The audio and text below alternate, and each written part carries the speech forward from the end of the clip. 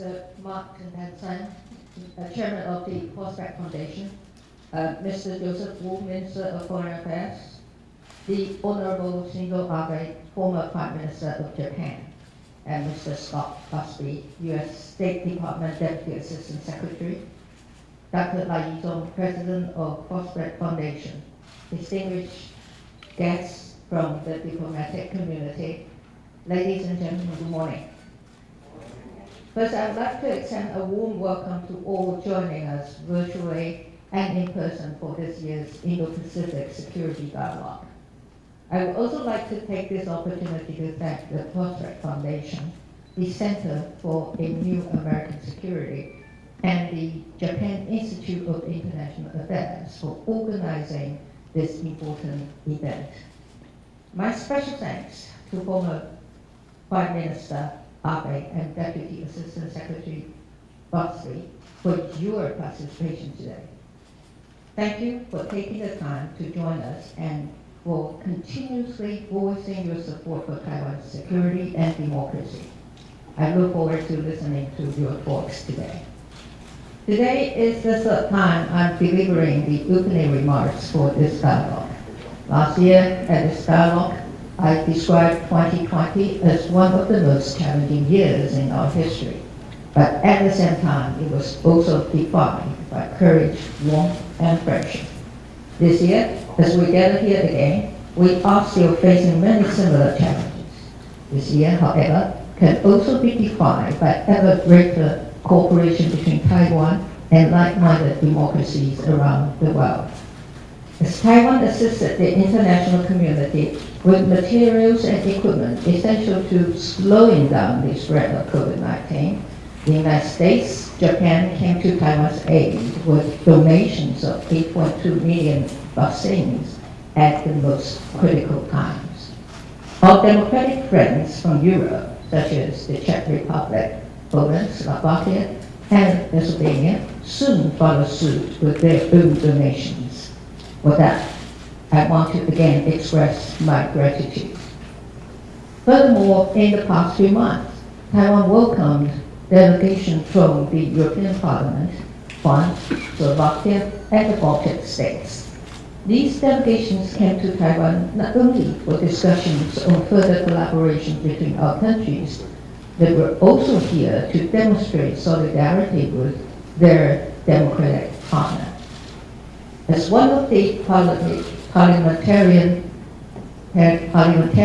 from the Lithuania said during the Open Parliament Forum last week, we are small, but we are strong.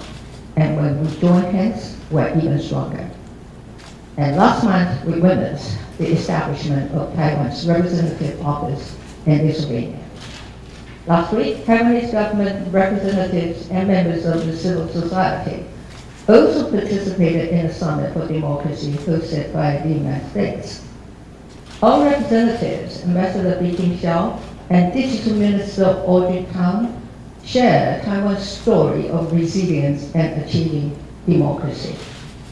Minister Tang also presented Taiwan's experience in combating the COVID-19 pandemic by utilizing digital technology while safeguarding our democratic institutions and values. They also related Taiwan's commitment to fight corruption, defend against authoritarian intrusion, and promote respect for human rights in our region and around the world. Our message to the world is clear. No amount of external pressure can shake our efforts and commitment to freedom, human rights, and rule of law, and particularly partnering with an international democratic community. We will continue to work with our partners to maintain a secure, peaceful, free, and open Indo-Pacific. As the world deals with the third and fourth waves of COVID-19 infections, and most recently the emergence and spread of the Omicron variant, our work on global economic recovery and restructuring secure global supply chains has become even more pressing and important. And Taiwan is ready and capable to play a critical role in facilitating and assisting with this grand endeavor. With a close relationship between Taiwan, the United States, and Japan, the deepening of economic partnerships should also be our priority. We plan to work with the U.S., Japan, and other like-minded partners with shared strategic interests to revamp supply chains and produce high-tech products to help regional and global economic recovery. With the resumption of people talks in June and the conclusion of the second annual Taiwan-U.S. Economic Prosperity Partnership Dialogue, last week, the U.S. Secretary of Commerce and Taiwan's Minister of Economic Affairs also jointly announced the Technology Trade and Investment Collaboration Framework, aimed at developing commercial programs and exploring concrete actions to strengthen critical supply chains. In addition, in September, Taiwan applied to join the Comprehensive and Progressive Agreement for Trans-Pacific Partnership, that is CPTPP. We are grateful for Japan and former Prime Minister Abe's support and endorsement in this effort. Taiwan's bid to join this trade mechanism with high standards is a demonstration of our determination to be incorporated in the regional economic network. It is also our hope that our membership can serve as the start of a more significant contribution to regional economic development and revitalization. Moreover, as Asia's hub of technology, and with the versatility and flexibility of Taiwan's economy, Taiwan can play a crucial role in key areas like digital economy, supply chain resiliency, 5G network security, quality infrastructure, and clean energy. The last 2 years have been difficult for all countries, and all these challenges persist as we continue discovering new variants of the coronavirus while racing to vaccinate our population. Authoritarian regimes' intrusion to our way of life and institutions has intensified. But this trend has also served as an important wake-up call for democracies.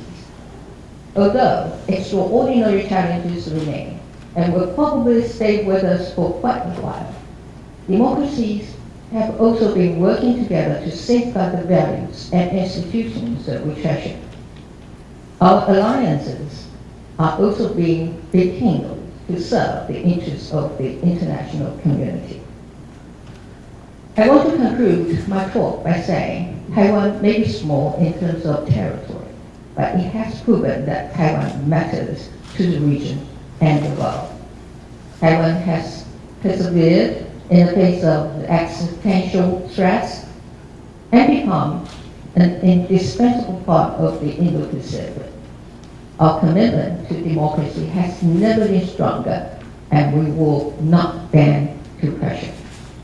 As Taiwan continues to accumulate support from like-minded partners, we will also not shy away from challenges and want to be regarded as part of the solution for the international community. Lastly, I wish today's dialogue great success. I also hope all the participants use this event to discuss and strategize on important issues that are pressing to our citizens' well-being and our country's future. Have a wonderful holiday season, and I very much look forward to welcoming Prime Minister Abe and Deputy Assistant Secretary Busby to Taiwan in the near future. Thank you very much. Thank you, Your Excellency, Madam President Tsai. Please have a seat. 我们非常感谢蔡英文总统为我们的致辞，请入席。Okay, and next, it's our great honor to have former Prime Minister of Japan, His Excellency Shinzo Abe. But before we bring him to you, I would like to invite President of the Prospect Foundation, Dr. Lai Yizhong, to introduce the keynote speaker first. Ladies and gentlemen, please welcome Dr. Lai.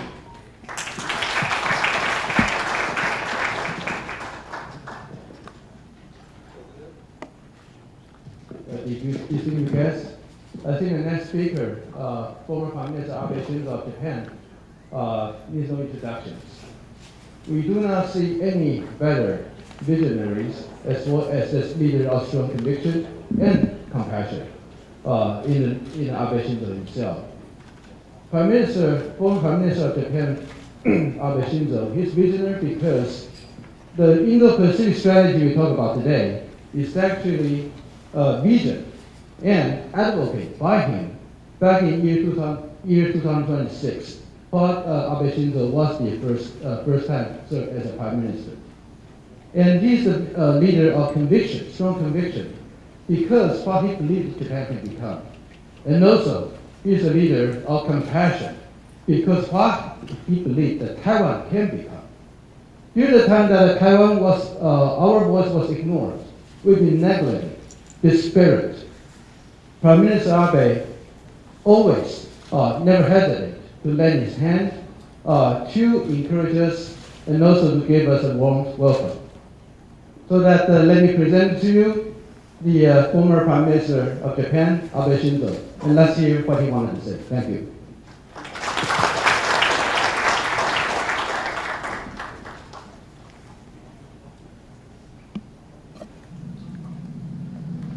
Hello, everyone. I must begin by thanking Dr. Chen, Chairman of the Prospect Foundation, for having me today. March 23rd, 1996. Someone I have respected so much, the late Honorable President Lee Tong-hui, was elected for the first time in the Taiwanese history by popular vote as President of Taiwan. That was the moment when democracy began to take root in the nation. I hereby pray that Dr. Lee shall rest in eternal peace. I also pay tribute to the people in Taiwan, because this year it is the 25th anniversary of your achievement. I'm glad that Taiwan, as a democratic entity, has taken part in the Leaders' Summit for Democracy. It was timely and well-deserved. My hearty congratulations to all the people in Taiwan.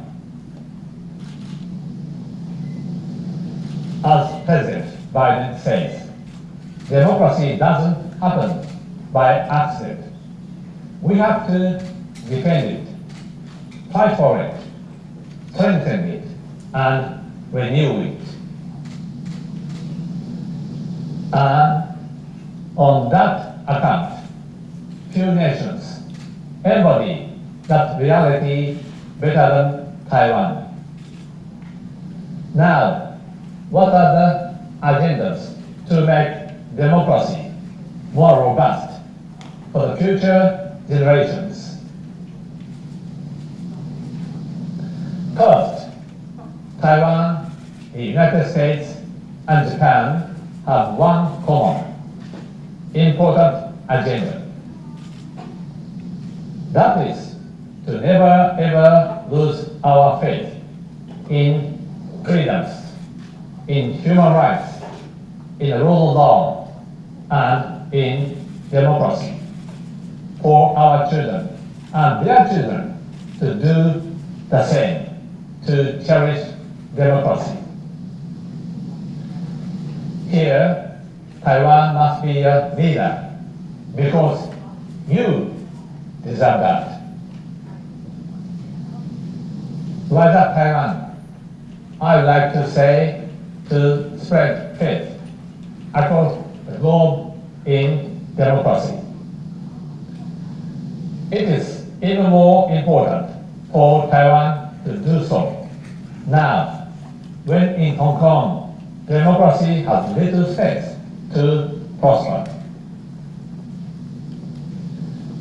Second, why shall we lose no faith in democracy? Democracy may be messy. Democracy consumes time. A study shows that in 2016, as Prime Minister, to answer questions from my fellow members of the Parliament, I spent a total of about 370 hours tied to a chair, not so comfortable, on the floor of the Parliament. Democracy, therefore, also hurts. It is not good for your health. David Cameron, on the other hand, in that same year, did so only for about 50 hours. I envied him. Still, however, messy. Democracy is forever young. If the administration gets too rusty, you can change it, and your democracy gets renewed. Where there's no consent of the voters, there's no government. The power of democracy comes from within, neither from without, nor from the above. That is why, in the long run, democracy is strong. Third, when there is a threat over Taiwan and its democracy, it is a dire challenge to all of us, especially to Japan. With that in mind, I have enhanced Japan's national security. The United States military and Japanese self-defense forces have been close all the time.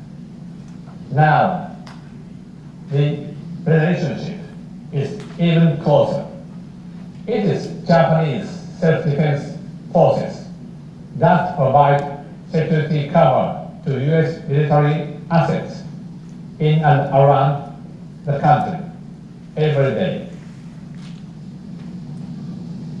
Lest we forget, weakness invites provocations. The three of us must stop no effort in building our capabilities in all domains, from the undersea, sea surface, airspace, to the cyber and outer space. To that end, let us consider new ways of sharing our knowledge and technologies even more effectively. Here's another point. An adventure in military affairs, if pursued by such a huge economy like China's, could be suicidal, to say the least.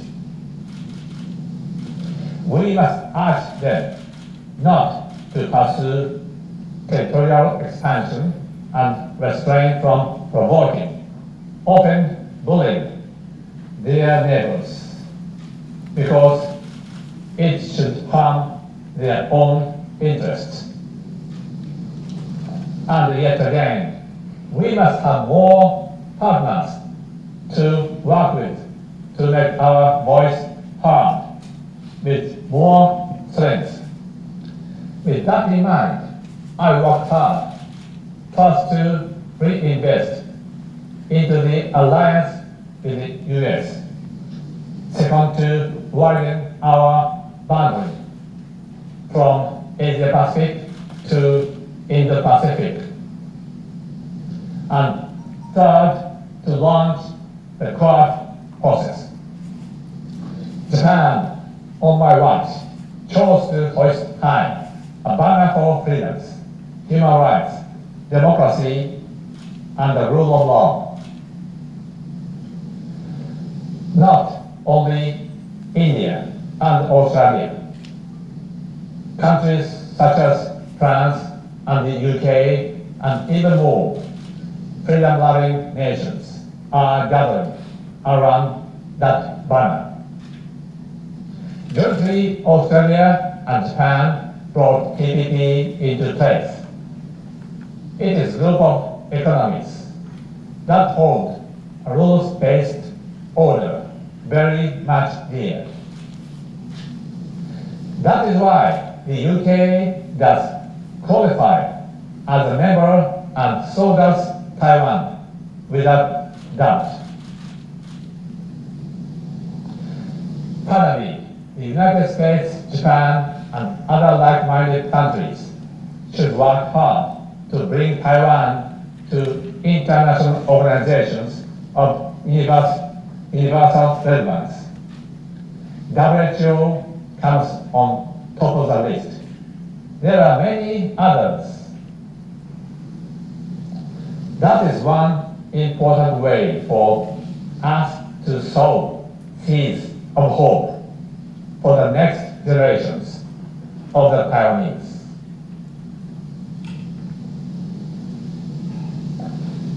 A prouder Taiwan will become a stronger guardian of our common values, and it will be in the best interest of Japan, the United States, and indeed the entire world.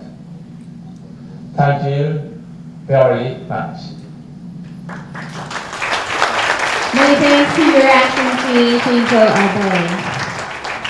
Okay, and ladies and gentlemen, due to her tight schedule, Madam President will have to leave for next agenda. So now, please join me once again to express our thanks to Her Excellency Madam President Tsai Ing-wen for participating this morning with another round of applause. 我们再一次用热烈掌声恭送小英总统，谢谢总统今天早上的莅临。Okay, dear distinguished guests, afterwards we'll proceed to the keynote speech section. And it's also our privilege to have the Honorable Mr. Scott Bensley, Acting Principal Deputy Assistant Secretary, Bureau of Democracy,